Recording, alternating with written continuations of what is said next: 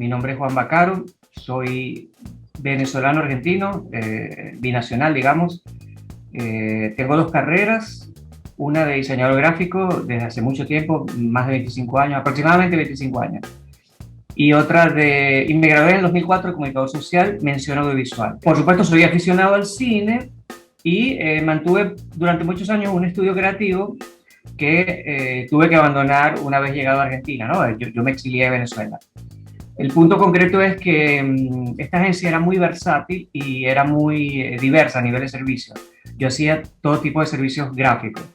Así que bueno, un poco la madurez me llevó a pensar que tenía que hacer todo lo contrario, que tenía que reunir en una especie de híbrido eh, las grandes pasiones que manejo, o sea, mis dos carreras y el cine.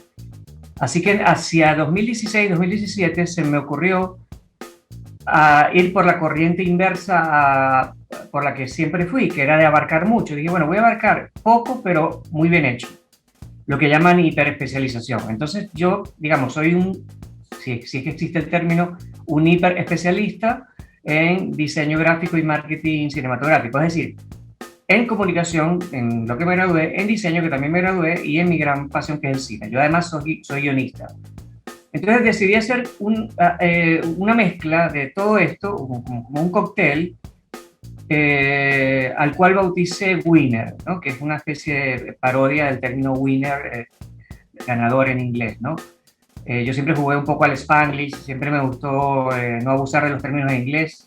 Aparte que el nombre era muy oportuno en el sentido que Winner es el cenit de los festivales de cine. Entonces me servía un poco para excusar a través del logo la utilización de laureles. Entonces hice, digamos, la primera concepción fue del nombre y me acuerdo que el logotipo lo hice como en 30 minutos, es muy geométrico y tiene esta cosa quita y pon que son los laureles y tiene un tagline explicativo que recuerda que es una agencia creativa. ¿De qué? No se sabe, pero es un estudio gráfico virtual, digamos.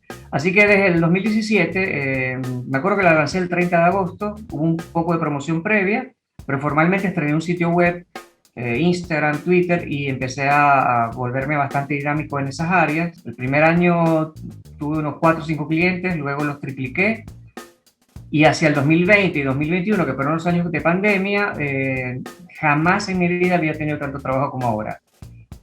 En casi todos los casos son gente de afuera, no trabajo mucho con gente argentina por un tema quizás de casualidades. Trabajo con mucha gente, bueno, en Madrid, Colombia, México, Estados Unidos. Trabajo mucho con ópera prima, con material, obras underground, algunas no tan underground, documentales, cortos, cosas experimentales. Y gracias a esto también una cosa que impulsó a que naciera Winner es que ad honorem comencé a hacer ponencias sobre el tema y digamos, esos nodos se fueron concatenando hasta que nació la agencia. Yo llegué a dar una conferencia en Mar del Plata, en la 30ª edición, creo que fue en el 2015, en una especie de seminario de marketing, y hablé de pósters, póster propios, pero básicamente la historia del póster, anatomía, recursos, la carga semiótica del formato gráfico, de cómo solucionar de distintas maneras, cuáles son los clichés, o sea, muy, muy abarcativo. Un afiche para mí debe tener, y es lo que siempre recomiendo, creo que nunca se debe olvidar de la carga metafórica. Es decir, hay muchas maneras de apuntarlo. Eso es como hacer la portada de un disco, ¿no? Si tú haces la portada de un disco para Luis Miguel o Ricky Martin, o para Shakira, es inevitable que la figura que vende sea la imagen, la imagen propia y muy nítida y muy clara de Shakira, Ricky Martin y Luis Miguel. Esta gente no se va a poner con cosas conceptuales, como lo haría una banda de rock alternativo, no sé, los Rolling Stones, etc. Entonces con el cine pasa lo mismo. Si haces una película con Brad Pitt, va a ser muy raro que no salga Brad Pitt en plano americano en el póster o en close-up. Yo me acuerdo que hacía un análisis de las películas de Tom Cruise en su apogeo, en los 80 y 90, y Tom Cruise casi siempre luce igual en todos los pósters, salvo algunas excepciones. Siempre había una figura digamos, a 45 grados, un close-up, y esto debe funcionar por contrato, digamos, en el mercado mainstream. Como yo no me dedico al mercado mainstream, yo me permito como más oxígeno creativo en ese sentido.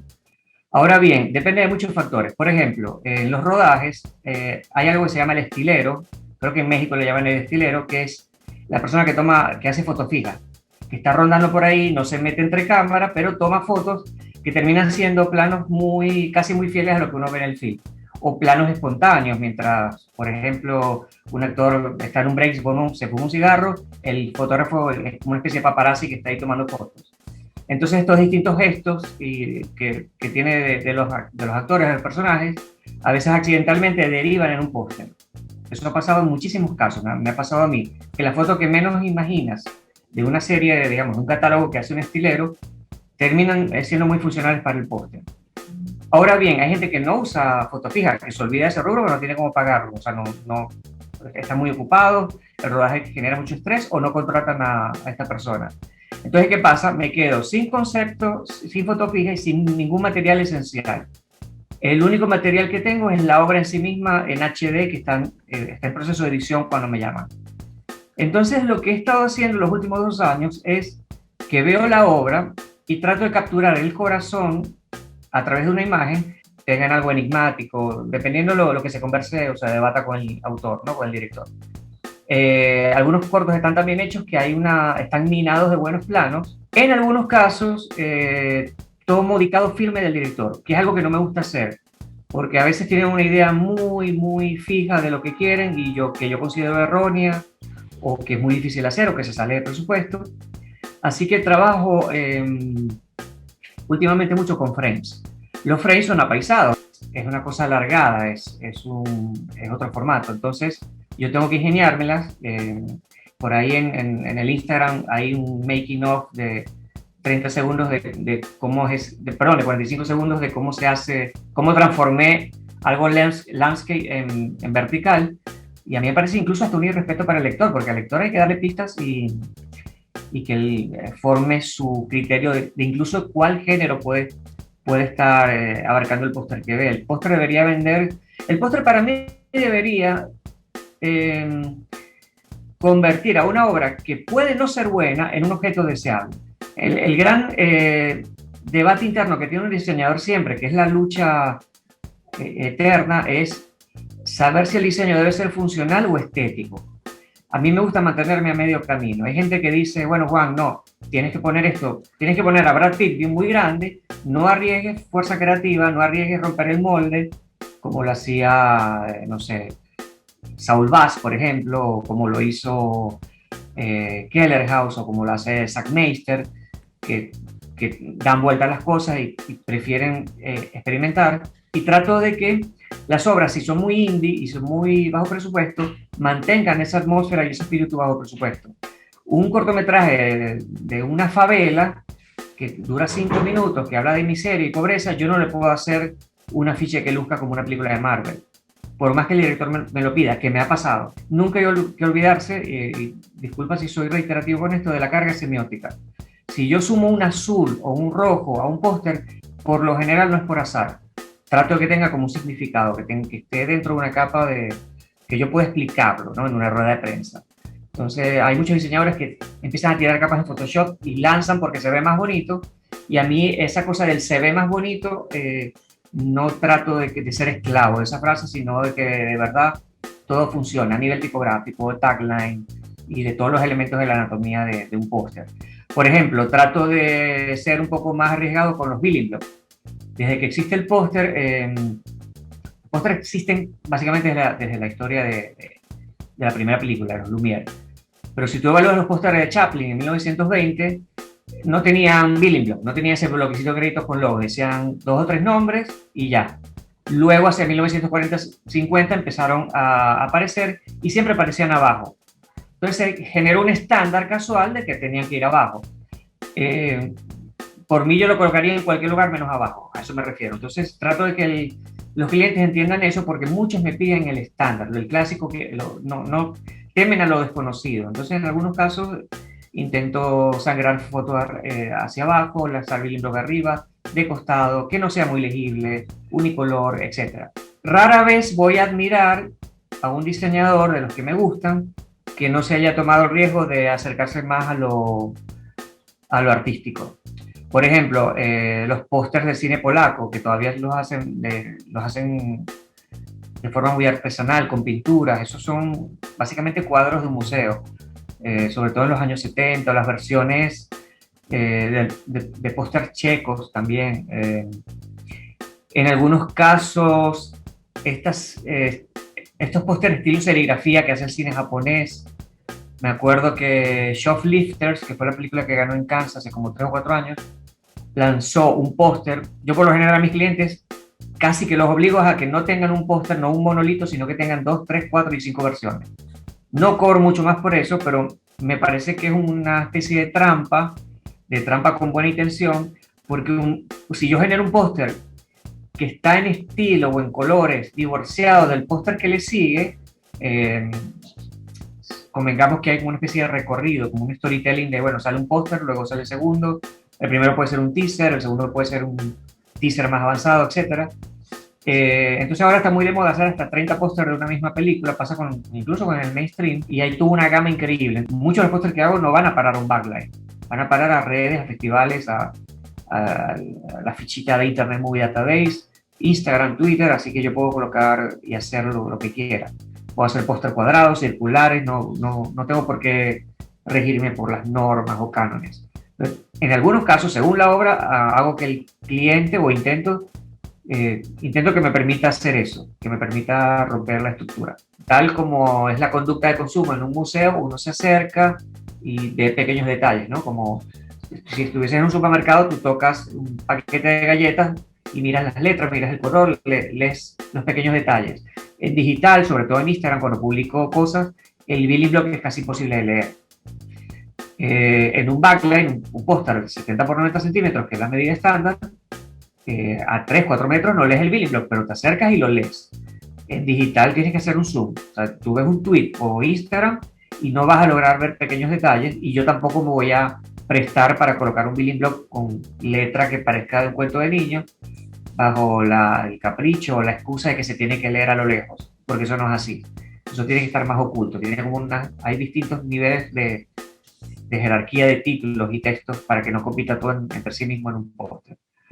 Entonces yo soy más de ocultar el building block, de trastocarlo, de hacerlo a veces casi camuflado, que hay gente que no le gusta, ¿no? Estoy muy poco acostumbrado a que los trabajos se impriman. Si los trabajos yo sé que se imprimen, en el caso de póster de largometrajes, a mí se me genera un inconveniente, que los pósteres los hago, supongamos, en Photoshop, con un montón de capas y a una cantidad de píxeles mucho más grande.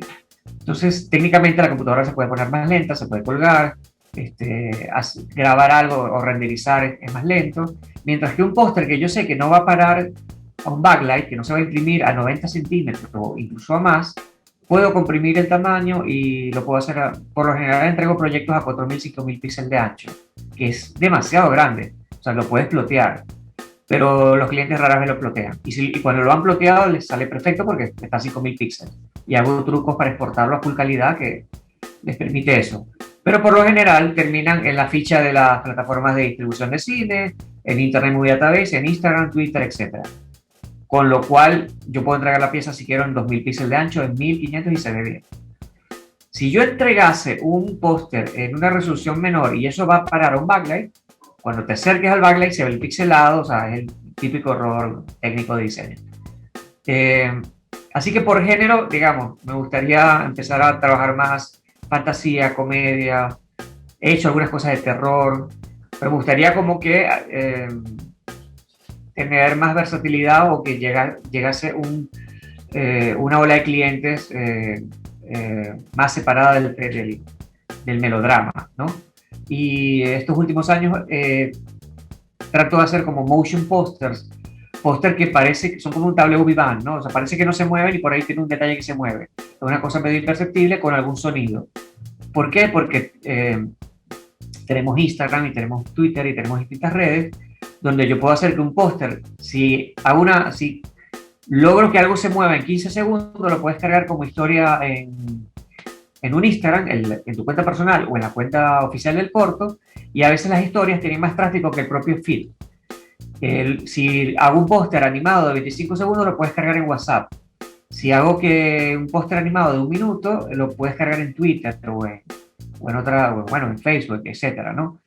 En la agencia básicamente soy yo solo, pero me ha tocado contratar ilustradoras y fotógrafos de distintas disciplinas. Pero básicamente hago yo solo, pero en algunos trabajos particulares, el año pasado contraté dos ilustradoras, una venezolana y una argentina, para dos pósteres en particular. Y en algunos casos, porque también hago póster para festivales de cine, en algunos casos he contratado fotógrafos. Tengo una idea, no sé tomar fotos muy profesionalmente, lo pudiera hacer, pero no lo hago. Prefiero pagarle a alguien y que se genere como una cosa interdisciplinaria, ¿no? De varias áreas. Entonces, la idea siempre es tirar el precio hacia abajo, ¿no? Porque si no suma disciplinas, el presupuesto sube. Entonces, es un dilema también. Pero básicamente es eso, jugar con todas las opciones posibles.